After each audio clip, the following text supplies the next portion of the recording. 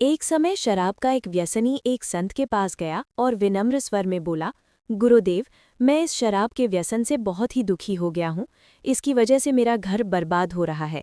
मेरे बच्चे भूखे मर रहे हैं, किंतु मैं शराब के बगैर नहीं रह पाता। मेरे घर की शांति नष्ट हो गई है। कृपया आप मुझे कोई सरल उपाय बताएं जिससे मैं अपने घर की शांति फिर से पा सकूं।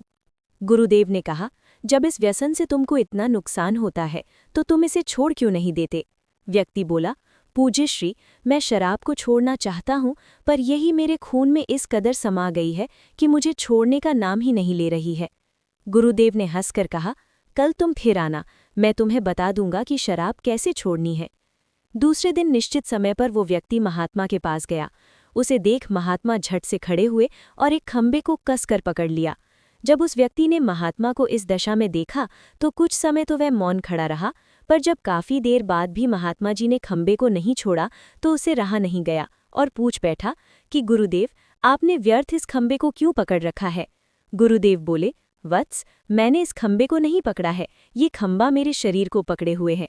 मैं चाहता हूं कि ये मुझे छोड़ दे, किंतु ये तो मुझे छोड़ ही नहीं रहा है। उस व्यक्ति को अचंभा हुआ। वो बोला, गुरुदेव, मैं शराब जरूर पीता हूँ, मगर मूर्ख नहीं हूँ। आपने ही जानबूझकर इस खंबे को कसकर पकड़ रखा है। ये तो निर्जीव है, ये आपको क्या पकड़ेगी। यदि आप दृढ़ संकल्प कर लें तो इसी वक्त इसको छोड़ सकते हैं। गुरुदेव बोले, नादान मनुष्य, यही बात तो मैं तुम्हें समझाना चाहता हूँ कि जिस तरह मुझे खंबे ने नहीं बल्कि मैंने ही उसे पकड़ रखा था, उसी तरह इस शराब ने तुम ही नहीं बल्कि सच तो ये है कि तुमने ही शराब को पकड़ रखा है। तुम कह रहे थे कि ये शराब मुझे नहीं छोड़ रही है, जबकि सत्य ये है कि तुम अपने मन में ये दृढ़ निश्चय कर लो कि मुझे इस व्यसन का त्याग अभी कर देना है, तो इसी वक्त तुम्हारी शराब पीने की आदत छूट जाएगी। शरीर की हर क्रिया मन के द्वारा नियंत्रित होती है और मन में जैसी इच्छा शक्ति प्रबल होती है वैसा ही कार्य सफल होता है।